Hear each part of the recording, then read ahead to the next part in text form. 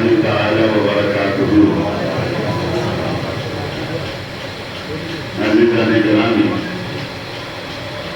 আমার মৌলানা সাহেব হয়তো আমাকে খুব ভালোবাসেন বলে হয়তো তিনি যে কথাগুলো বললেন যাই হোক আমি চেষ্টা করবো সেই পথে চলা আমি একজন নগণ্য ছাত্র মাত্র আমার ক্ষমতা নেই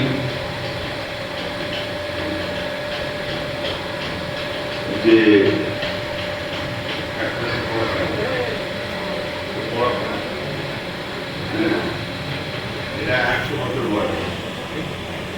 আর নিচে রেখে দাও সবাই খেয়ে নেবে না ভর্তি গান দাদা ভর্তি গান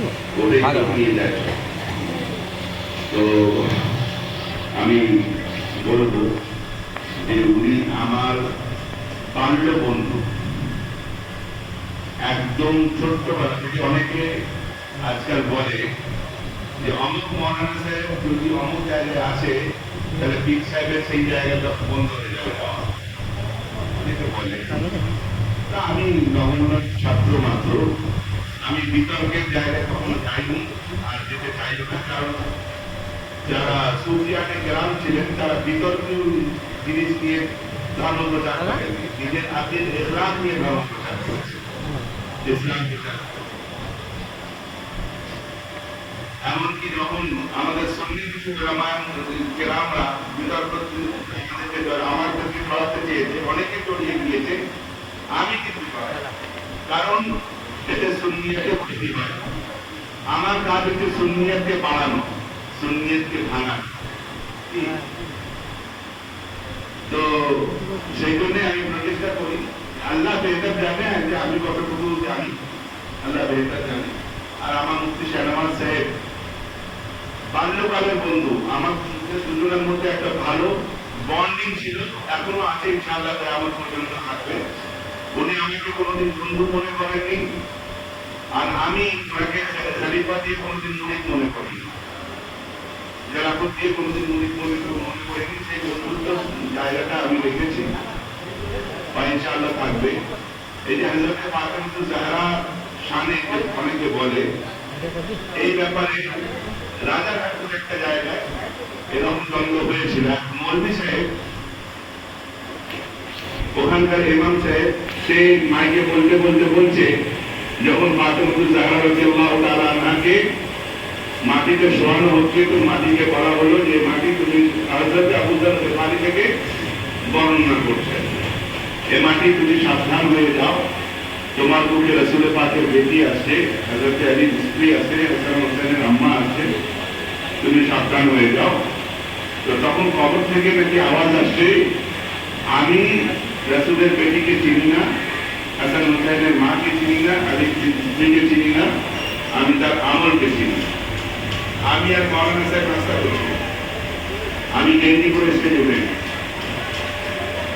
এক ঘর আমার পরিবার ওই দাদার গ্যারেজ আছে রাজারহাটে ওই হান্নান মান্নানের যে গোছের দোকান আছে তার সামনে যে গ্যারেজ ওই এক ঘর আমার পরিবার আর বাকি সব বহাবি আমি স্টেজে উঠে গিয়েছি গেঞ্জি পরে উঠে তার পড়া ধরে নিয়েছি ধরে বলছি তুমি কোথায় পেয়েছো বলো কোন কিতাবের মধ্যে পেয়েছো তো বলছে একটা চটি কিতাবে আমি পড়েছি আমি চটি কিতাবের ধরে তুমি হযরত ফাতেমার সঙ্গে যুক্ত করছো তুমি কি জানো না যে এই হাদিসটা হচ্ছে মওদূ হাদিস এই হাদিসের কোনো অস্তিত্ব নেই বলে এবার আমার তো খুব মেজাজ গরম তখন সবাই আমাকে নামিয়ে নিল তাদের কৃপারপুরের অনেক ছেলে মেয়ে সবাই ছিল হ্যাঁ আমাকে নামিয়ে নেওয়া হয়েছে আর বাদ করতে পারলো না তারপর মুফতি শাহনামাজ সাহেব তো আলহামদুলিল্লাহ তিনি সেই তেনার আলাদা রূপ ছিল আর আমার তো ব্যাপার নেই আমি আমার শরীর খারাপ থাকলেও যখন স্টেজে উঠি আমার আব্বা হুজুরের কৃপা হয়ে যায় হ্যাঁ এইদিন ধুলোকোটে হ্যাঁ 8 ঘন্টা বক্তব্য করবো সে জায়গায় 2.5 ঘন্টা পার হয়ে 3 ঘন্টা বক্তব্য যাই হোক এটা আমার প্রিয় মুর্শিদের ইচ্ছা তো যারা এটা মনে করছেন যে কোন মৌলানা সাহেব কে নিয়ে আসলে সেই জায়গায় যাওয়া বন্ধ হয়ে যাবে তাহলে আমার মনে হয় তার হাতে মুড়ি দেওয়া দরকার খিলপুরকে ছেড়ে দিয়ে তার হাতে মুড়ি পাওয়া যায়। সে যদি তোমাকে রসুলের তাকে দরকারে পৌঁছে দিতে পারে না, কি খিলপুরের হাতে যে মুড়ি করতে হবে কোনো দরকার নেই। সে যদি মনে করে যে হামচুনি দিলে নিস আমার ছাড়া কেউ বড় না, I am all in one, তাহলে তো মহা মুশকিল হয়ে যাবে। এ তো শয়তানের কথা, এটা মানুষের কথা নয়, শয়তানের কথা। শয়তান মানে আমি শ্রেষ্ঠ। আর রাসূলের পাক তিনি বলছেন যে আমি এত বেশি ইবাদত করতে চাই যে আল্লাহ আমার ইবাদতকে কবুল করে নেয়। যাই হোক, আল্লাহ তাআলা সবাইকে হিদায়াত দিক। দরুদ পাক আল্লাহুম্মা সাল্লি আলা সাইয়্যিদিনা মাওলানা মুহাম্মদ ওয়া আলা আলি সাইয়্যিদিনা মাওলানা মুহাম্মদ। আপনাদের আরেকটা কথা বলতে, এটা আমিও বলি, আমার একটা মুরিদ থাক, 1 লাখ মুরিদের আমার 4 লাখ মুরিদের আমার দরকার নেই, একদম দরকার নেই। আমি পরিষ্কার করে দিচ্ছি, আমার একটা মুরিদ থাক, সে যেন খালি থাকে। কে বলেন? একটাই থাক। দোরঙ্গি छोड़ दे एक रंग हो जा, दोरंगी छोड़ दे एक रंग हो जा, सरासर मोम हो या संग हो जा। হয় মোমের মতো নরম হয়ে যাও, নাহলে পাথরের মতো শক্ত হয়ে যাও। পাথর এমন শক্ত যে তার উপর গাছ জন্মায় না, যত পানি জল। আর মোম জ্বালালে ঘরে আলো জ্বলে যায়, ঘরে আলোকিত হয়ে যায়। আল্লাহ তাবারক ওয়া তাআলা সবাইকে হেদায়েত দিন। শুরু করুন, আল্লাহুম্মা সাল্লি আলা সাইয়্যিদিনা মাওলানা মুহাম্মদ ওয়া আলা আলি সাইয়্যিদিনা মাওলানা মুহাম্মদ। হুসাইন जैसा शहीद आज़म, हुसैन जैसा शहीद आज़म, जहाँ में कोई हुआ नहीं है। हुसैन जैसा शहीद आज़म, यहाँ में कोई हुआ नहीं है। छुरी के नीचे गला है लेकिन, छुरी के नीचे गला है लेकिन, किसी से कोई गिला नहीं है। हुसैन जैसा शहीद आज़म, जहाँ में कोई हुआ नहीं है। पुकारे अब्बास ऐ सकीना, मैं पानी लाऊं तू पीना। पुकारे अब्बास ऐ सकीना,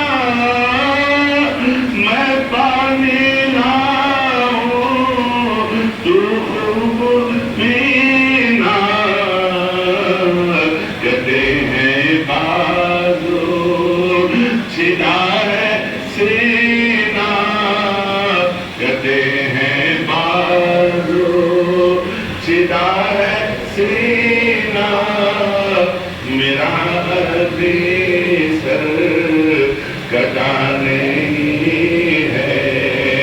हुसैन जैसा शहीद आज़म, जहाँ में कोई हुआ नहीं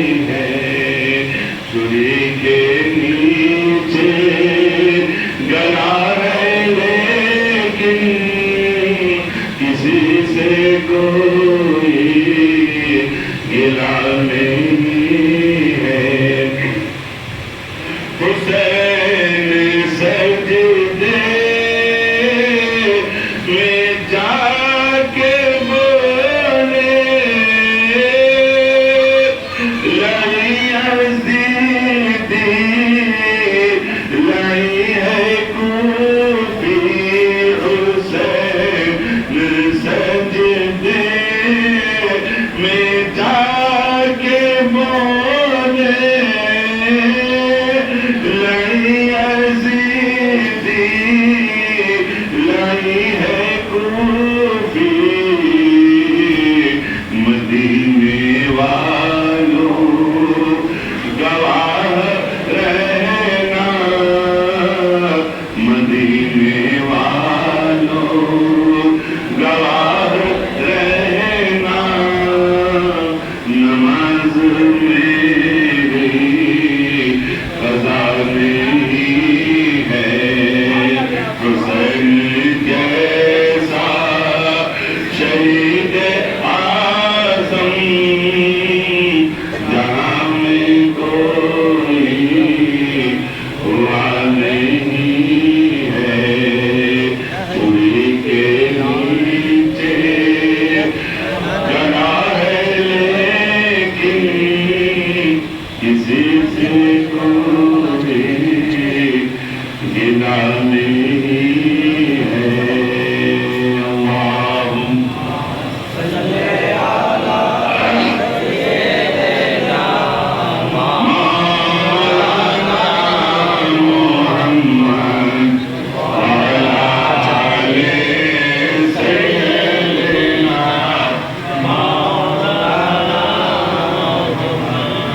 नहमदुहु व नुसल्ली अला रसूलिहिल करीम अम्मा बाद अऊज़ु बिल्लाहि मिनश शैतानिर रजीम बिबरकति बिस्मिल्लाहिर रहमानिर रहीम वला तहसबन्ना अल्लज़ीना क़ुतिलू फ़ी सबीलिल्लाहि अमवात बल अहयाउन इंदा रब्बिहिम युरज़क़ून सदक़ल्लाहुल अज़ीम व सदक़ रसूलुहुन नबियुल करीम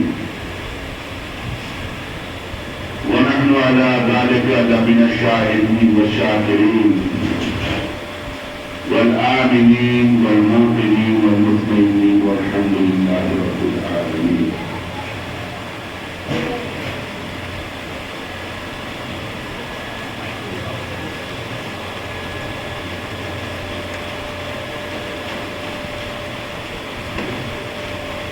बेइजाजत जिनके घर जिब्रील आते हैं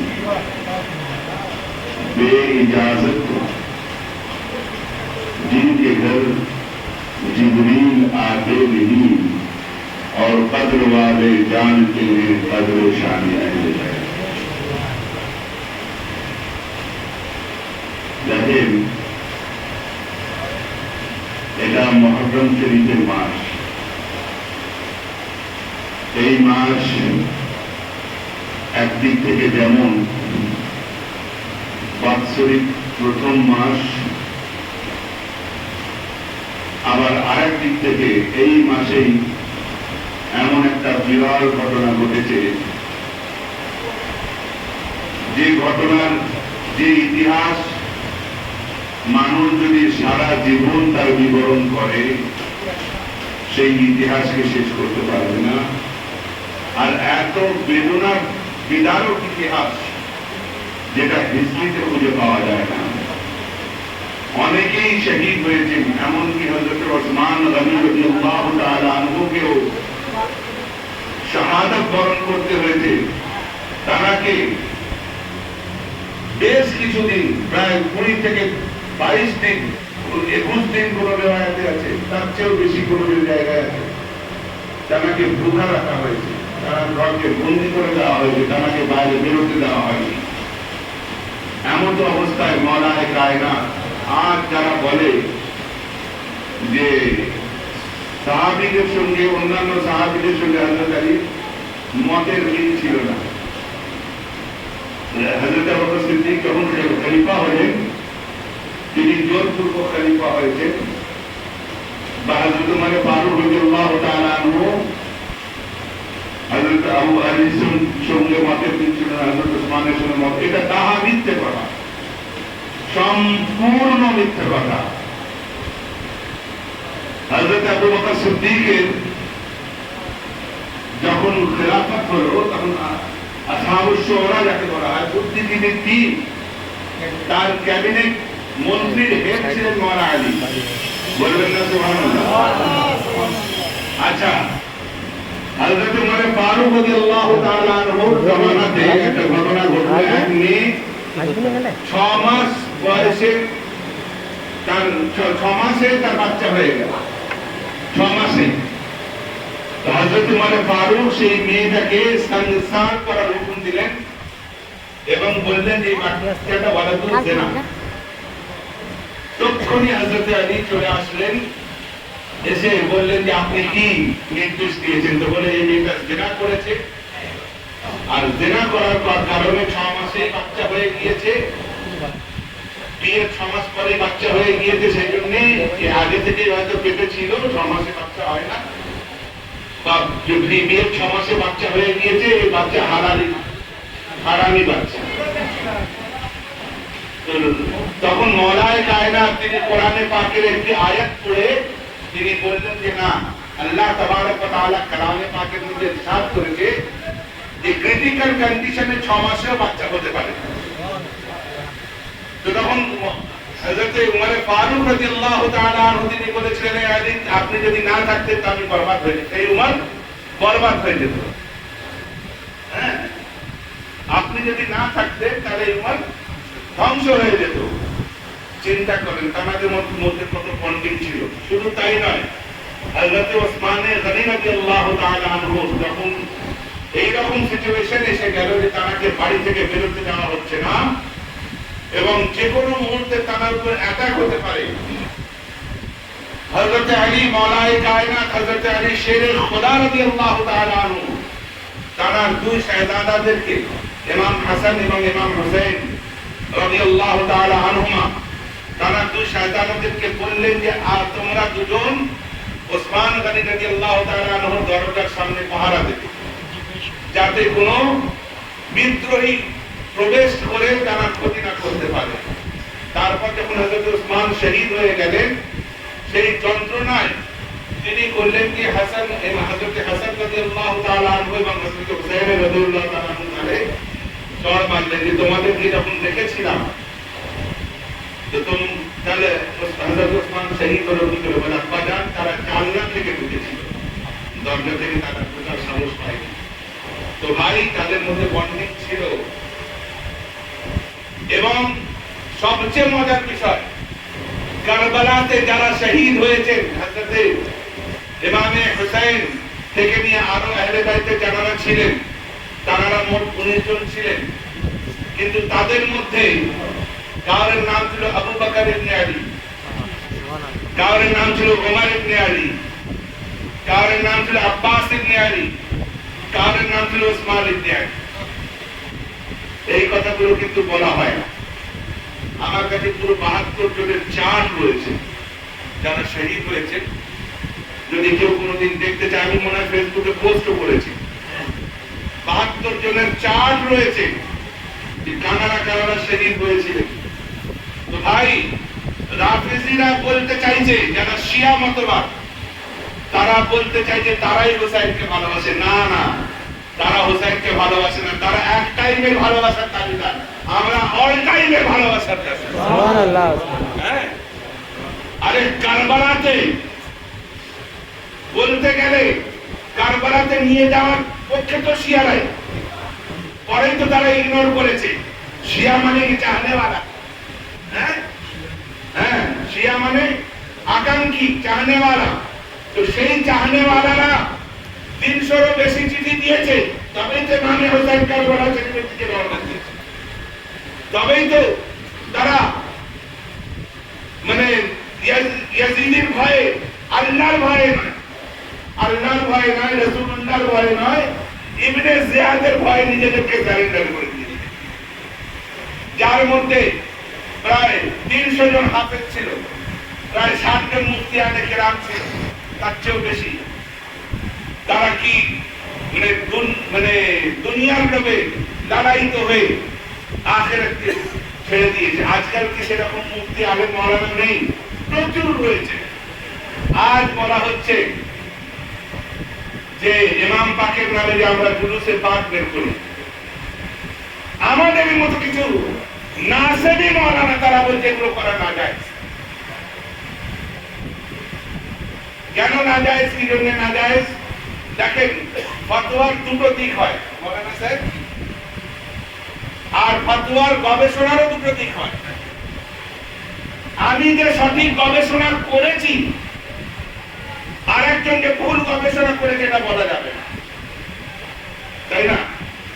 বলা যাবে কার গবেষণাটা ঠিক আল্লাহ বেহতর জানে, কিন্তু আমার নিয়মটা তো ঠিক আছে, আমার চিন্তা ভাবনা তো ঠিক আছে। আর সেই চিন্তা ভাবনার মধ্যে যদি শরীয়তের কোনো বরখেলাপ কাজ হয় সেটাকে বারণ করতে হবে। যেমন দিল্লির মাতম করা, বুক চাপড়ানো, হ্যাঁ, কালো পোশাক পরা, হায় হোসেন করা, এগুলো তো শরিয়তই নিষেধ করে দিয়েছে। কোন মুক্তির ফতোয়ার দরকার নেই এখানে, এখানে শরিয়তই নিষেধ করে দিয়েছে এগুলো করার। কারণ হায় শব্দটা ব্যবহার হয় মৃত্যু ব্যক্তির জন্য। আর ইমামে হুসাইন হচ্ছেন জিন্দা। ইমামে হুসাইন জিন্দা। কেউ যদি এই নিয়ত করে মিছিল করে, আমি করি ভাই, কেউ করে না করে আমি জানি না, আমি করি, শামপুর শরীফে হয়েছে, মানে কেউ যদি এই হুজুর তাজুল শরিয়ার ফতোয়াও আছে, এরা মানে কি নিজেদেরকে বলে আল্লাহই জানে। হুজুর তাজুল শরিয়ার ফতোয়া রয়েছে, কেউ যদি তাজিয়া করে আর সেই নকশাটা যদি কারবালা শরীফের মতো হয়, সেটাকে কাঁধে করে বয়ে নিয়ে এক জায়গায় রেখে তার জিয়ারত করা হচ্ছে সওয়াবের কাজ। কিন্তু তাকে কাঁধে করে নিয়ে ঘুরলে হবে না, ঘোরা যাবে না, এক জায়গায় রাখতে হবে এবং সেটাকে দর্শন করতে হবে এই নিয়তে যে আমরা কারবালা শরীফ, আমার কাছে ভয়েস রয়েছে, ভয়েস, হ্যাঁ, হুজুর তাজুল শরিয়ার ভয়েস আছে আমার কাছে, হ্যাঁ, এগুলো বলবে না কেউ, খালি ফিতনা ছড়াবে। হ্যাঁ, এই জন্যই তো বলেছে কারীরা জাহান্নামে যাবে, মুফতিরা জাহান্নামে যাবে, মাওলানারা জাহান্নামে যাবে, পীর সাহেবরা জাহান্নামে যাবে, সুফিরা জাহান্নামে যাবে। কেন? এই ফিতনা ছড়ানোর জন্য। কি মাওলানা? এই ফিতনা ছড়ানোর জন্য। ভাই, আমার আব্বা হুজুর কোন জাহিল ব্যক্তি ছিলেন না। সারা পশ্চিম বাংলার বড় বড় ওলামারা, বড় বড় মুফতি, শেখুল হাদিস আমি নিজে দেখেছি। মুফতি আবুল কাসেম আমাদের ওস্তাদ, এনারও ওস্তাদ, আমাদেরও ওস্তাদ। তিনি শেখুল হাদিস ছিলেন, আব্বা হুজুরের সামনে এইভাবে দাঁড়িয়ে থাকতেন। আরে আব্বা হুজুর তো দূরে থাক, এখানে নদিয়া জেলার নসরতপুরের কেউ আছে নাকি গো? হ্যাঁ, নেই, আসেনি।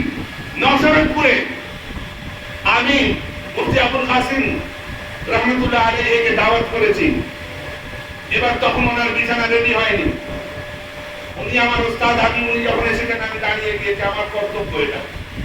আমি দাঁড়িয়ে গিয়েছি, দাঁড়িয়ে গিয়ে বলছি হুজুর আপনি আমার খাটে বসুন। ওয়াল্লাহ বলছি, উনি কিছুতেই বসলেন না। বলে, ও বাবু তুমি তখন ছাত্র ছিলে, এখন তুমি হচ্ছে পীর সাহেব, তোমার সম্পর্ক মসবাকের সঙ্গে ওখানে বসা যাবে না। বসলেন না। এবার উনি বসছেন না, আমিও বসতে পারছি না, নাচতে আলাদা জায়গায় আমরা ব্যবস্থা করতে পারবো। শেখুল হাদিস আপনারা দেখেন না, মুফতি জুবাইর থেকে নিয়ে বড় বড় ওলামায়ে কিরামরা আজ যারা চিটকে মাওলানা হয়েছে, তারা ভুল ধরার জন্য ব্যস্ত হয়ে রয়েছে। চিটকে মাওলানা, হ্যাঁ, মুফতি জুবাইর সাহেব হচ্ছে বড় মাওলানা কে আছে? মাওলানা আলী হোসেনের চেয়ে বড় মাওলানা কে আছে? তারা আমাদের সঙ্গে, আমরা তাদের সঙ্গে এক স্টেজে বক্তব্য করি, তারা আমাদের হাত চুমু খান। আর চিটকে মাওলানা বলে যে উনি খেলাপতি দিবেন, খেলাপতি না যায় হবে। কোথায় আছি আমরা? তাহলে গুমরাহটা কি তাহলে বুঝতে হবে। যাই হোক, আমি ওই চ্যাপ্টারে যাচ্ছি, আমি ইমাম হোসেনের পাকের চ্যাপ্টারে আছি। দুরূদ পাঠ করুন। আল্লাহুম্মা সাল্লি আলা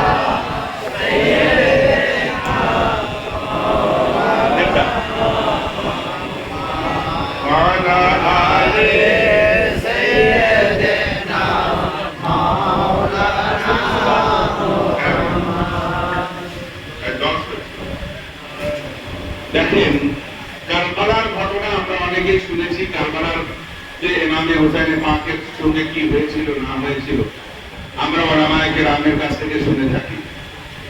কিন্তু কারবালার পরে যে ইমামে পাকের সঙ্গে কি হয়েছে অনেক ক্ষেত্রে আমরা শুনিও না আর জানিও না।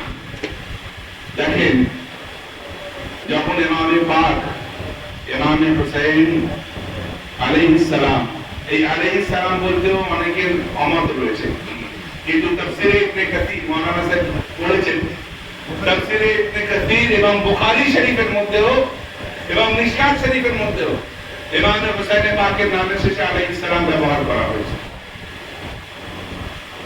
দেখেন আলাইহিস সালাম, আমার আলা হযরতের শের গুলো যদি बोला जाए, कितने बिखरे हुए हैं मदीने के फूल, करबला तेरी किस्मत पे लाखों सलाम।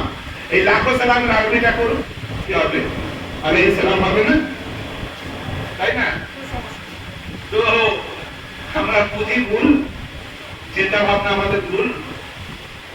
আর সবচেয়ে বড় কথা হচ্ছে কোরআনে পাকের মধ্যে বলা আছে সালামুন আলা কওমিন মুসা ওয়া হারুন, কওমে মুসা ওয়া হারুনের উপর সালাম পেশ হচ্ছে, যারা অনেকে জাহান্নামে চলে গিয়েছে, যারা অনেকে জান্নাতে যাবে। আমার ইমামে হোসেন পাকের নেতৃত্বে তাদের উপর সালাম হোক, আলাইহিস সালাম বলা যাবে, কিন্তু ইমাম হোসেন আলাইহিস সালাম বলা যাবে না। কি আশ্চর্য ব্যাপার! যাই হোক, তো সেই ইমামে হোসেন রাদিয়াল্লাহু তাআলা আনহু, আমরা দুটোর পক্ষে ভাই, আমরা দুটোর পক্ষে।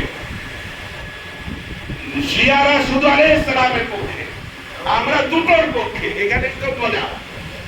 হ্যাঁ, তো ইমামে হোসেন রাদিয়াল্লাহু তাআলা আনহু যখন শাহাদাত হয়ে গেল এবং তানার মস্তিষ্ক মোবারক বল্লভের মাথায় নিয়ে নাচতে নাচতে তারা যখন খাইমার চারপাশে রাউন্ড দিতে লাগলো, কয়েক কমবখত করলো কি ইমামে হোসেন পাকের বাহু মোবারকের দড়ি পড়ি। সে তুলতুলে বাহু, সে নরম শরীর, যে শরীর ফুলের চেয়েও নরম, তাতে দড়ি বেঁধেছে, দড়ি বেঁধে সেই দড়িটা ঘোড়ার লাগামের সঙ্গে বেঁধে দিয়েছে। যখন লাগামের সঙ্গে বেঁধে দিয়েছে, লাগামে বাঁধার পরে ঘোড়া তো ছুটবে না, কারণ ঘোড়া জানে যে এটা কার লাশ মোবারক, ঘোড়া ছুটবে না। কিন্তু ঘোড়ার লেজে করেছে কি তলোয়ারের আঘাত মেরেছে। এবার যখন তলোয়ারের আঘাত মেরেছে, যখন সেই আঘাতে ফিনফিনে বাতাস লাগছে, জ্বলন শুরু হয়ে গিয়েছে, ঘোড়া তখন জ্বলনের চোটে ছুটতে লেগেছে, লাশ মোবারক কাঁপাচ্ছে, তার বুকের পাঁজর, বাম পাঁজরের হাড় ভেঙে ডান পাঁজরের দিকে ঢুকে গিয়েছে। হ্যাঁ, আর শরীরের মাংস ছিঁড়ে ছিঁড়ে। চিন্তা করার বিষয় ভাই, যে আমরা দ্বীনকে নিয়ে ছেলে খেলা করছি, কিন্তু ইমামে হোসেন সেই দ্বীনকে বাঁচানোর জন্য যে কি কষ্ট করেছেন এর তুলনা হয় না। সেই মাংসগুলো ছিঁড়ে ছিঁড়ে ঘোড়ার পায়ের খুরের সঙ্গে লেগে গিয়েছে। আল্লাহ! হ্যাঁ, তারপর যখন ঘোড়া থেমে যখন মানে আর মানে থাকতে পারছে না, তখন লাশ মোবারক দম করে মাটিতে আছড়ে পড়েছে। যখন আছড়ে পড়েছে, তার বুকের ডান পাঁজরের বুকের হাড় মাটিতে গেঁথে গিয়েছে। যেন বালিয়াড়ি এলাকা গেঁথে গিয়েছে, গরম উত্তপ্ত বালিয়াড়ি এলাকার মধ্যে যখন গেঁথে গিয়েছে, তখন সেই দড়ি খুলে নেওয়া হয়েছে। এদিকে সন্ধ্যে হয়ে এসেছে। যখন সন্ধ্যে হয়ে গিয়েছে, তো তখন হযরতে যায়েনব, যিনি ইমামে হোসেন পাকের বোন ছিলেন, তিনি তার ভাবিজান হযরতে শাহরবানুকে গিয়ে বলছেন যে আপনার কাছে একটা অনুমতি চাই। কি অনুমতি?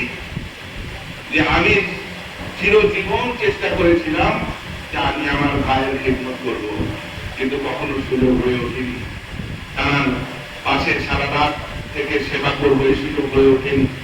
আজকে কিন্তু আমাকে আর এই সুযোগ থেকে হাতছাড়া করবেন না, এই সুযোগ থেকে আমাকে আর হাতছাড়া করবেন না। আমাকে এই সুযোগটা দেন, যেহেতু আপনি তার স্ত্রী, আপনার কাছে আমি অনুমতি দিচ্ছি, এই সুযোগ হাতছাড়া করবেন না, করতে দেবেন না, আমাকে অনুমতি দেন। তো দেখেন স্বামী চলে গিয়েছে, ভাই চলে গিয়েছে, ছেলে চলে গিয়েছে, আত্মীয় পরিজন চলে গিয়েছে, এর চেয়ে বড় কষ্ট আর কি হতে পারে? এর চেয়ে বড় বেদনাদায়ক জিনিস আর কি হতে পারে? তো তিনি কাঁদতে কাঁদতে যখন অনুমতি দিয়েছেন, তো সেই সময় রাত্রিবেলা তিনি ইমামে হোসেন পাকের শরীরের কাছে বসে আছেন, পাহারা দিচ্ছেন যাতে কোনো হিংস্র জন্তু হামলা না করে দেয়। অনেক গভীর রাত হয়ে গিয়েছে। সেই রাত হওয়ার পর দেখতে পাচ্ছেন যে একটা ঘোড়ার পিঠে একজন নেকাব পরে সেই লাশের চারপাশে ঘুরছে। সেই লাশের চারপাশে যখন ঘুরছে, ওই লাশের চারপাশে ঘোড়া যেদিকে ঘুরে, হযরত যায়েনাবের মাথাও সেই দিকে ঘুরিয়ে দেয়, যে কোন দিক থেকে হয়তো আক্রমণ করে আমার ভাইয়ের লাশটার ক্ষতি করে দেয়। সেইভাবে ঘুরছে, ঘুরতে ঘুরতে ঘুরতে ঘুরতে উনি যখন ঠকে গিয়েছেন, ওনার শরীর যখন ক্লান্ত হয়ে গিয়েছে, তখন হযরত যায়েনাব জিজ্ঞাসা করছেন, আপনি এইভাবে ঘুরছেন কেন? আপনি কে? আপনার পরিচয় কি? আপনি এইভাবে ঘুরছেন, আপনার পরিচয় কি? তো তখন সেই নাকাব ঘোষ বলছে, আমার পরিচয় পরে, তুমি যে তোমার ভাই পাহারা দিয়েছো, আমাকে তোমার পাহারা দেওয়ার জন্য তোমার পাহারা দেওয়ার জন্য আমাকে আসতে হয়েছে। আর আমি কে? আমার চেহারা দেখলে হয়তো তুমি চিনতে পারবে আমি কে, আমার চেহারা দর্শন করলে হয়তো তুমি চিনতে পারবে আমি কে। আপনি যদি ঘোড়া থেকে না নামেন তাহলে কি করে চিনব? তো তখন ঘোড়া থেকে যখন নেমেছে, চেহারা মোবারক যখন খুলেছে, তো দেখছে স্বয়ং রাসূলের পাক সামনে দাঁড়িয়ে, স্বয়ং রাসূলের পাক সামনে দাঁড়িয়ে আছে। আর রাসূলের পাক তার মাথায় হাত বুলিয়ে দিয়ে চুমু তার কপালে চুমু খেয়েছেন। হযরত যায়েনাব যখন চুমু খেয়েছেন, মাথায় হাত বুলিয়ে দিয়েছেন। এইভাবে আদর করতে করতে তখন ভোর হয়ে গিয়েছে। হঠাৎ করে তাকিয়ে দেখছেন যে তিনি আর নেই। এবার হয়েছে কি, তিনি বাড়িতে গিয়েছেন। বাড়িতে গিয়ে সবাইকে বলছেন, আজকে আমার বড় কষ্টের, আমাদের বড় কষ্টের দিন। কেন? আমরা জানি যে ইয়েজিদি সৈন্যরা আমাদের সঙ্গে ভালো ব্যবহার করে, আমাদের সঙ্গে সবসময় খারাপ ব্যবহার করে এসেছে এবং খারাপ ব্যবহারই করবে, ভালো ব্যবহার করবে না। তোমরা সাবধান হয়ে যাও যাতে তোমাদের ইজ্জত আবরু তারা ছিনিয়ে নিতে না পারে। কিন্তু করেছে কি, যে হযরত যায়েনুল আবেদিন জলে কম্পিত শরীর নিয়ে, দুর্বল শরীর নিয়ে দাঁড়াতে পারছিলেন না, সেই হযরত যায়েনুল আবেদিনের দুই হাতে বেড়ি পরানো হয়েছে, দুই পায়ে বেড়ি পরানো হয়েছে, গলায় বেড়ি পরানো হয়েছে, কোমরে বেড়ি পরানো হয়েছে। এমন আল্লাহু আকবার, কোন চোরকে মনে হয় এইভাবে নিয়ে যাওয়া হয় না। আমার রাসূলের পাকের খানদানকে যেভাবে বেঁধে নিয়ে যাওয়া হয়েছে এবং প্রত্যেক শাহজাদের কোমরে দড়ি পরানো হয়েছে, তাদের মাথার কাপড় তুলে দেওয়া হয়েছে, যাতে বোঝা যায় যে এনারা দোষী, এনারা দোষ করেছে মাআযাল্লাহ। তারপরে তাদেরকে করা হয়েছে কি, একটা উটের পিঠে বসানো হয়েছে এবং সেই উটে মানে দুটো তিনটে উটের পিঠে বসানো হয়েছে। সেই উটে যে কাজাওয়া থাকে, কাজাওয়া, সেই কাজাওয়া পর্যন্ত দেওয়া হয়নি। বসার যে জায়গা থাকে সেটা পর্যন্ত দেওয়া হয়নি, খালি উটের পিঠে বসানো হয়েছে। এবং বসার যখন বসিয়ে দিয়েছেন, অনেক দূর চলে গিয়েছে। যেতে যেতে যেতে যেতে হঠাৎ ইমামে হোসেন পাকের সরে আকদাসে বল্লমের উপর ছিল এবং সেটা একটা উটের উপর একজন ধরেছিল। হট করে তার হাত থেকে ছেড়ে মাটিতে পড়ে যায়। যখন পড়ে যায়, এবার সে নেমেছে তোলার জন্য, সেই লাঠিটার মাথার মোবারকটা তুলতে পারছে না কিছুতে।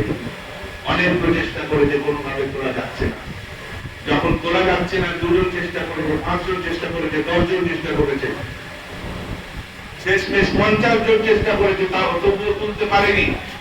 তখন ওমর সাদ কামবাখ বলছে যে নিশ্চয়ই যায়েনুল আবেদিনের কোন চক্রান্ত চলছে, তাহলে একটা লাঠি 50 জন তোলা যায় না কেন? চলো যায়েনুল আবেদিনের কাছে চলো। এবার যায়েনুল আবেদিন রাদিয়াল্লাহু তাআলা আনহু, তিনি উটের পিঠে বসেছিলেন, তাকে উট থেকে জোর পূর্বক নামানো হয়েছে। নামিয়ে তাকে বল্লমের গোজা মারা হয়েছে, লাঠি দিয়ে পুঁতনো হয়েছে, তলোয়ারের খোঁচা মারা হয়েছে, ঘুষি মারা হয়েছে। যন্ত্রণায় তিনি কাতর হয়ে যাচ্ছেন, একে শরীর জ্বরে জর্জরিত হয়ে রয়েছে, তার উপর তানার উপর নানান রকম অত্যাচার করা হচ্ছে। তিনি বলছেন যে আমার উপর অত্যাচার করছে, এর কারণ কি? যা করার তো আমার বাপের আমার আব্বা হুজুরের সঙ্গে করে নিয়েছো, যা করার তো আমার ভাইদের সঙ্গে করে নিয়েছো, আমার আত্মীয় পরিজনদের সঙ্গে করে নিয়েছো, আমার আকারিকদের সঙ্গে করে নিয়েছো, আমার ফ্যামিলিদের সঙ্গে করছো, আবার আমার সঙ্গে করছো, কারণটা কি?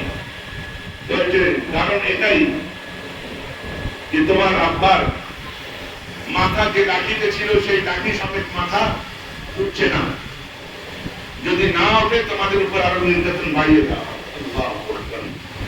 সঙ্গে সঙ্গে তিনি গিয়েছেন, গিয়ে বলছেন আব্বা তুমি তো দেখতেই পাচ্ছ তোমাদেরকে শহীদ করে দিচ্ছে, আমাদেরকেও নির্যাতন করছে, আমাদেরকেও কষ্ট দিচ্ছে, তো মাথা তুমি তুলছো না কেন আব্বা? বলে আমি কি করে মাথা তুলবো, আমার তো মানে সাকিনা পড়ে গিয়েছে, আমার সাকিনা রাস্তায় পড়ে গিয়েছে, এরা অনেক দূর চলে এসেছে, যতক্ষণ না সাকিনাকে ওখান থেকে নিয়ে আসা হবে আমার মাথায় এখান থেকে উঠবে না। আল্লাহু আকবার। সঙ্গে সঙ্গে তিনি পেছনে হাঁটতে লাগলেন, হাঁটতে হাঁটতে হাঁটতে হাঁটতে যখন এসেছেন, এসে দেখছেন যে হযরত সাকিনা রাদিয়াল্লাহু তাআলা আনহা তিনি কাউরের কোন একজন মহিলার কোলে মাথা দিয়ে রয়েছেন, আর সেই মহিলা হযরত সাকিনার চুলে বেলি কেটে দিচ্ছে, মাথায় হাত বুলিয়ে দিচ্ছে, মুখে মুখাচ্ছে, কপালে মুখাচ্ছে। হ্যাঁ, তো হযরত সাকিনা বেঘোর হয়ে বেহুশ হয়ে রয়েছে, 3 দিন 4 দিনের দুর্গাতে আসা, বেহুশ হয়ে রয়েছে। হ্যাঁ, তো হযরত সাকিনা কে দেখে তিনি একটু মনে যখন শান্তি পেয়েছেন, তো সে হযরত জাইনুল আবেদিন তখন তিনি বলছেন যে আমাদের এই কষ্টের দিনে কেউ আমাদেরকে এইভাবে আদর করেনি, কেউ আমাদেরকে এইভাবে ভালোবাসেনি, আপনি কে আমাদেরকে এইভাবে ভালোবাসছেন, আমাদেরকে এইভাবে কষ্ট দিচ্ছেন, আপনি এইভাবে কষ্ট থেকে শান্তির হাওয়া করিয়ে দিচ্ছেন, আপনি কে? তো বলতে শোনো, আমি হচ্ছি তোমার আব্বার আম্মা, আমি ফাতেমা, আমি জান্নাতে ছিলাম যখন সাকিনা পড়ে গিয়েছে, আমি নিজেকে ঠিক রাখতে পারিনি, আমি জান্নাত থেকে তো নিয়ে এসে তাকে কোলে তুলে দিয়েছি।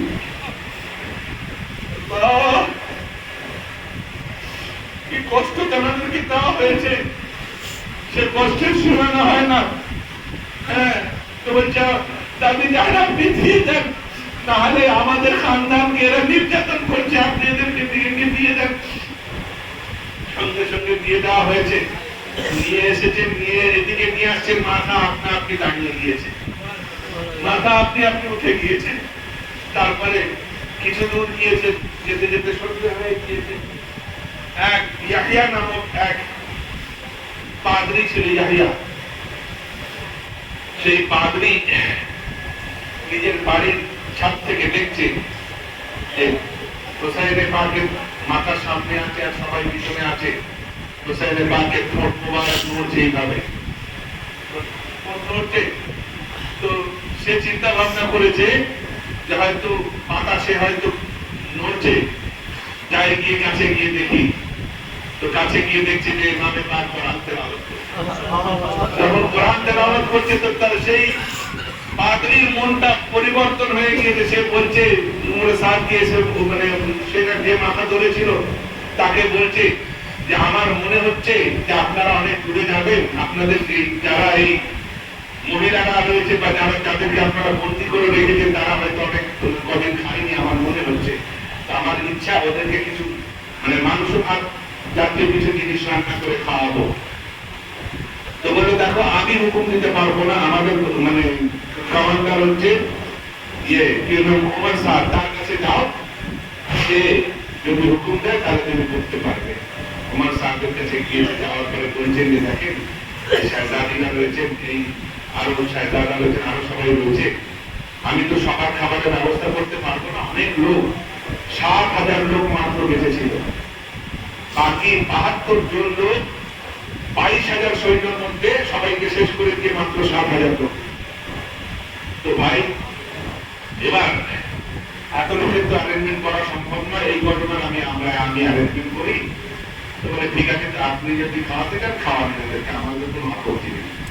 উনি করেছেন কি বিরিয়ানি জাতীয় একটু খাবার, মানে মাংস এবং ভাত একসঙ্গে, আতপ চালের ভাত একসঙ্গে রান্না করে নিয়ে এসেছেন, সবে ওনাদের সামনে রেখেছেন। এই জিনিসটা তোমার সাথে চলতে হবে। এমন ভাবে লাফ মেরেছে সেই হাঁড়িটা সম্পূর্ণ বাড়ির উপর গিয়ে পড়ে গিয়েছে। সেই বাড়ির উপর যখন পড়ে গিয়েছে পুরো খাবার বাড়িতে মিশে গিয়েছে। শাহজাদ কারিমদের খাওয়ার হলো না, যখন খাওয়া হলো না এদিকে সন্ধ্যা হয়ে গিয়েছে, তো দেখলেন সেই ইয়াহিয়া চিন্তা ভাবনা করলেন যে রাত তো হয়ে গিয়েছে, আর একটা সুযোগ নেওয়া যাক। তো বললেন যে রাত যখন হয়ে গিয়েছে, সেই যখন কোনো কারণবশত খাওয়া হয়নি, তো রাত্রেবেলা কমসে কম ওনারা আমার কাছে থাকুক, আর আপনারা ক্যাম্প করে আপনারা বাইরে থাকেন, আপনারা আপনাদের জোগাড় করে নেন, এনাদেরটা আমি জোগাড় করি বলে ওনাদেরকে ফের ঘরে নিয়ে গিয়েছে। কারণ বাইরে যদি থাকে ফের যদি রাত মেরে উঠে যায়, আর তখন বলে না, রাসূলের পাক থেকে নিয়ে বর্তমান যুগ পর্যন্ত আহলে বায়তের সঙ্গে নানান রকম চক্রান্ত করা হয়েছে এবং ভবিষ্যতেও করা হতে পারে।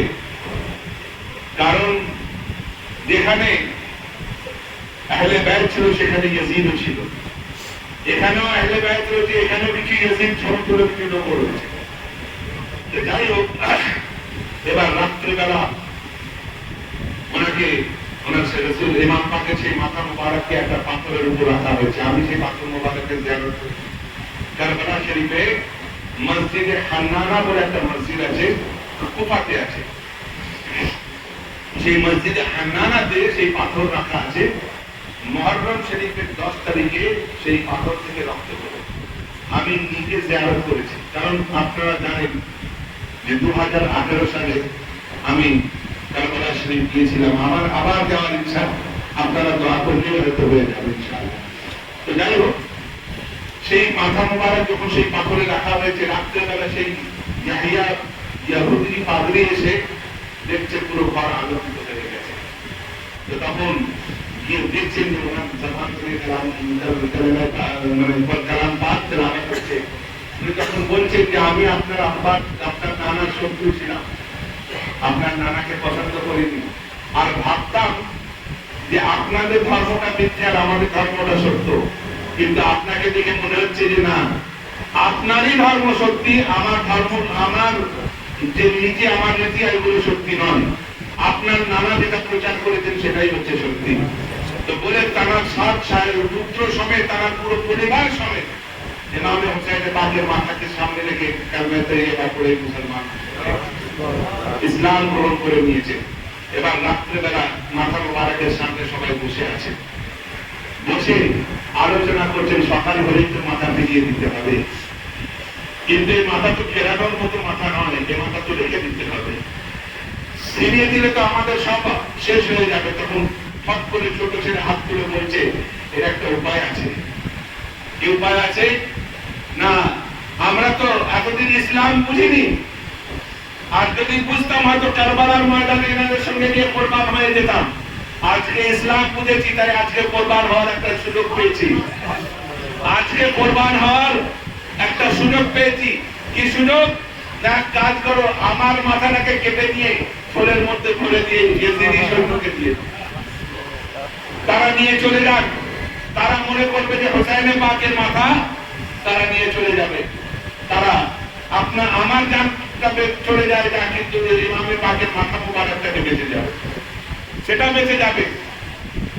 ছোট ছেলের, দেখেন কোন বাপ নিজের ছেলের গর্দনে তলোয়ার চালাতে পারে না, কিন্তু হোসাইনে পাকের মোহাব্বত, আহলে বাইতের মোহাব্বত তাদের অন্তরে এত জর্জরিত হয়ে গিয়েছে, এত ভরে গিয়েছে যে তারা নিজের আওলাদের মোহাব্বতকে ভুলে গিয়েছে, এবং ভুলে গিয়ে নিজের ছোট ছেলের মাথাকে সে তাকে শহীদ করে দিয়ে তার মাথা মোবারককে কিছু ধুলোবালি মাখিয়ে একটা ঘোরের মধ্যে রেখে দিয়েছেন।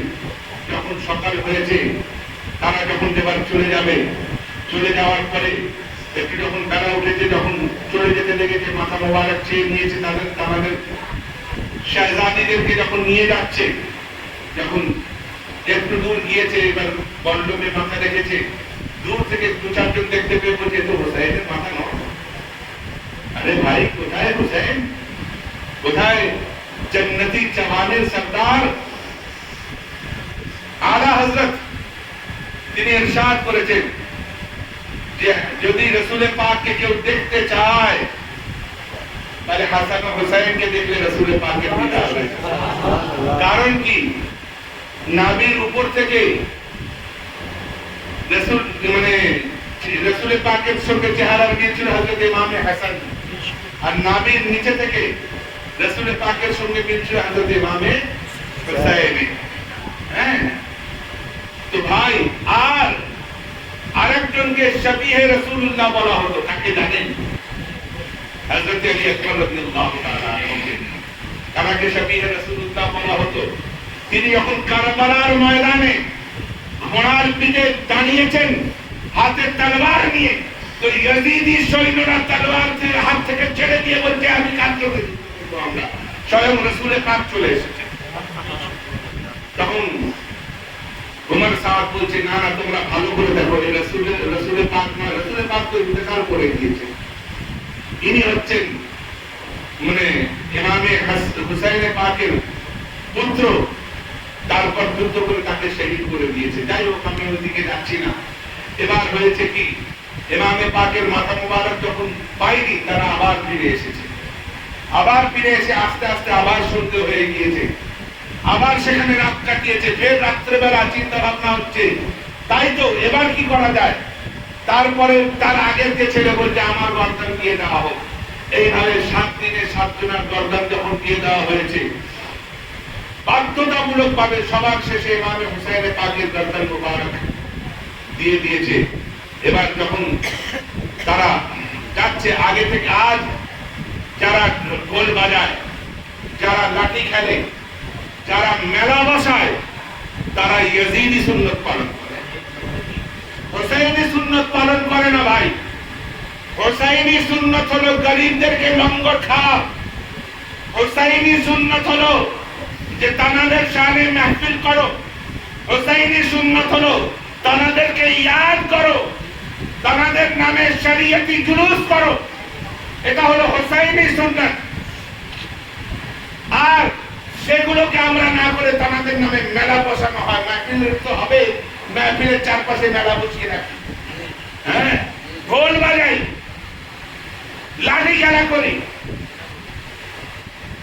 আবার বলে লাঠি এই জন্যই খেলা করি, একদল হচ্ছে ইয়াজিদি, একদল হুসাইনি। হুসাইনি আমাদের মনটা একটু চাঙ্গা হলো। আরে শোনেন তাহলে লাঠি খেলার হিস্ট্রি বলি, তারিখ তাবিনীতে রয়েছে লাঠি খেলার হিস্ট্রি।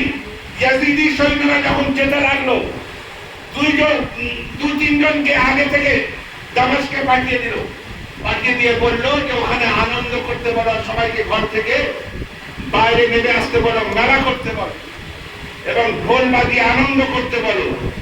এবং যখন আনন্দ সবাই করতে লাগলো, ইয়াজিদি সৈন্য যখন প্রবেশ করলো, তো সেখানকার লোকরা বললো আপনারা তো জিতেছেন, আমরা তো দেখিনি। আপনারা জয়লাভ করেছেন, আমরা তো দেখিনি। আমরা দেখতে চাই আপনারা কিভাবে জয়লাভ করেছেন। আমরা দেখতে চাই যে আপনারা কিভাবে জয়লাভ করেছেন। তো তখন বললো যে ঠিক আছে, তাহলে 2টো দল তৈরি করা হোক। দেখেন যেটা এখন বর্তমানে হয়, 2টো দল তৈরি করা হোক। একটা হচ্ছে হুসাইনি দল, একটা হচ্ছে ইয়াজিদি দল। এবং 2 দলের মধ্যে লড়াই শুরু করিয়ে দেওয়া হলো, লাঠি দিয়ে, পল্লম দিয়ে, তরবার দিয়ে, লাঠি মানে বিভিন্ন অস্ত্র দিয়ে যখন লড়াই শুরু করিয়ে দেওয়া হলো, তারা হুসাইনি দলকে হারিয়ে দিল। হারিয়ে দেওয়ার পরে বলে যে এইভাবে হুসাইনি দলকে আমরা হারিয়ে দিয়েছি। গ্রামী আমরা হচ্ছে আহলে সুন্নাত ওয়াল জামাত। অতীতে কি হয়েছে না হয়েছে আমার জানার দরকার নেই, বর্তমানে এবং ভবিষ্যতে আমাদেরকে কিভাবে চলতে হবে এটা আমাদের জানা একান্ত দরকার। কারণ এমনও কিছু হাদিসে কারিমা রয়েছে যেটা হয়তো আমরা এখনো জানি না। 70 লক্ষ হাদিস, একটা হাদিস নয়, 70 লক্ষ হাদিস, আর কোটি কোটি মাসাইল।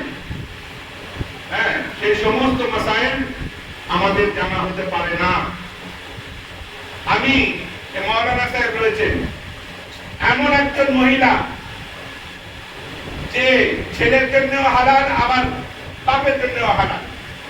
এখন যদিও সেটা অবৈধ হয়ে গিয়েছে, কিন্তু সেই যুগে ছিল। কোন মহিলা জানেন? বলতে পারবেন? বলতে পারবেন? একটা বাপ দাসী কিনে নিয়ে আসলো,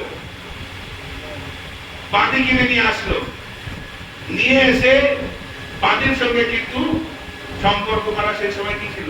হালাল ছিল, জায়েজ ছিল। তাকে আজাদ করে দিল, তার সঙ্গে সম্পর্ক করলো, ছেলেও কিনে নিয়ে আসলো, তাহলে তার জন্য কি হলো? হালাল হলো। তো কিন্তু এখন আর সেই মশলা নেই, দাসীর মশলা নেই। তো ভাই, ক্ষেত্র বিশেষে, জায়গা বিশেষে, সময় বিশেষে মশলার পরিবর্তন এসেছে। মশলার পরিবর্তন এসেছে। বলুন, রাসূলের পাকের যুগে সাবান ছিল? হ্যাঁ ছিল, আমরা সাবান মাখি। রাসূলের পাকের যুগে এইটুকু ছিল, আমরা বলি। রাসূলের পাকের সময় এরকম করছিল, এরকম জুব্বা ছিল? আরে ভাই, যদি এই জুব্বার ইজাদ হয়েছে কোথা থেকে যদি শোনেন তো আশ্চর্য হয়ে যাবে। রাসূলের পাকের জামানার ইন্তেকালের অনেক পরে, প্রায় 300-400 বছর পরে, ওখানকার রাখালরা গরম থেকে বাঁচার জন্য জুব্বা পরত। আজ আমরা পড়ছি, রাখালরা পড়তো, রাখালরা গরম থেকে বাঁচার জন্য। ইসলামিক হিস্ট্রি পড়ে দেখবেন, তাতে সব পেয়ে যাবেন। যাই হোক, আমি ওইদিকে যাচ্ছি না। তার মানে কি, যুগ বিশেষে মশালার কিছু পরিবর্তন হয়। হ্যাঁ, আচ্ছা, ফটো তোলা হারাম না? হারাম না? কোন মৌলানা সাহেবের ফটো নিয়ে আমাকে দেখাও তো দেখি, বলুন তো দেখি। আরে জুলুসের পিছনে পড়ে রয়েছে, বড় কোন মৌলানা সাহেবের ফটো নেই? তার মানে বুঝতে হবে যে ক্ষেত্র বিশেষে ফটো তোলাও যায়। তাহলে আপনি মদিনা শরীফে যেতে পারবেন না, মক্কা শরীফ, মদিনা শরীফ যেতে পারবেন। ফটো তোলা ক্ষেত্র বিশেষে, এটা আলাদা কথা, ক্ষেত্র বিশেষে। আর এখন তো ফ্যাশন হয়ে গিয়েছে ফটো তোলা, এখন তো ফটো তোলা ফ্যাশন হয়ে গিয়েছে। আগে ছিল প্রয়োজন, আর এখন হয়ে গিয়েছে ফ্যাশন। যাই হোক, এখনো প্রয়োজন আছে। কেন? এই যে মানে এই যে ভিডিও গুলো হচ্ছে, এটা একটা ডকুমেন্ট হয়ে গেল, ডকুমেন্ট রয়ে গেল। আর এই ডকুমেন্টটা আমি বানাতে গেলে আমার আওলাদরা বা আমার পরবর্তী মুজিদাররা বা সমস্ত ওলামায়ে দ্বীনরা যখন ভিডিও করছে, সেটা ডকুমেন্ট হিসাবে মানুষের সামনে প্রচারিত হবে। যাই হোক, আল্লাহ তাবারক ওয়া তাআলা আমাদের আপনাদের সবাইকে আহলে সুন্নাত ওয়াল জামাতের তরিকায় চলার তৌফিক দান করুন। আর একটা জিনিস জানবেন, আমি দুনিয়া ছাড়তে রাজি আছি, আমার মওলা পাক ছাড়তে রাজি না। কে কি করছে আমার যা আসে না, আমার মওলা পাক কি করেছে সেটাই আমার জন্য সবচেয়ে বড় ব্যাপার। আমার রন্ধ্রে রন্ধ্রে মওলা পাক বসে আছে, সারা দুনিয়া উচ্ছন্নে যাক, আমার দরকার নেই। আমি মওলা পাক কে ভালোবেসেছি, বাসি, বাসবো, আর হাসরের ময়দানে তার কলম তলে থাকতে চাই। এটাই আমার আকীদা। কেউ যদি মনে করে যে আমার এই আকীদা ভুল, তো ভুল। আমার এই আকীদা যদি মানে অবাস্তব, তো অবাস্তব। আমি আহলে বাইত কে নিয়ে চলতে চাই, আমার আহলে বাইত আমার টার্গেট। সাহাবায়ে কিরাম হচ্ছে আমাদের মাথার মণি, আহলে বাইত হচ্ছে আমাদের হৃদয়ের অঙ্গ। আমরা আহলে বাইতকে নিয়ে চলতে চাই, সাহাবায়ে কিরামকেও ভুলতে চাই না। সাহাবায়ে কিরামকেও ভালোবাসি, কিন্তু আহলে বাইত হচ্ছে আমাদের সবকিছু। সাহাবায়ে কিরামের শানে গুস্তাখি করলে সর্বপ্রথমে সাইফুদ্দিন মুখে উঠে দাঁড়িয়ে ওয়াজ করতে। কোন সাহাবীর শানে, কোন পার্মানেন্ট সাহাবী না, যে কোন সাহাবীর শানে গুস্তাখি করবে, সে একদিনের জন্য যদি সাহাবী হয়ে থাকে তবুও তিনি সাহাবী। যাকে আমার রাসূল সাহাবী বলে দিয়েছে সে সাহাবী। তার শানে যদি কেউ গুস্তাখি করে ছেড়ে দেওয়া হবে না, কিন্তু আহলে বাইতের শানে গুস্তাখি করলে তাকেও গলায় লাগিয়ে চুমো খাওয়া হবে। আমার আহলে বাইত, আমার রাসূলের পাক তাদেরকে ভালোবেসেছে, তাদের ভালোবাসা ঈমান। আর আমাদের তাদেরকে ভালোবাসা হচ্ছে জান্নাতে যাওয়ার একটা রাস্তা। আল্লাহ তাবারক ওয়া তাআলা আমাদের আপনাদের সবাইকে সেইভাবে চলার তৌফিক দান করুন। तूफान नूह बुलाने से चश्म फायदा दुआ ही बहुत है अगर असर करे। ये किस्सा लतीफ़ा बिना तमाम है, जो कुछ बयां हुआ है आगाज़ में था। वाखिर दावाना अल्हम्दुलिल्लाहि रब्बिल आलमीन। यहाँ से तज़किरा है गौसे आज़म की विलादत का, ज़मीन को अर्श-ए आज़म आप बशारत में सुना।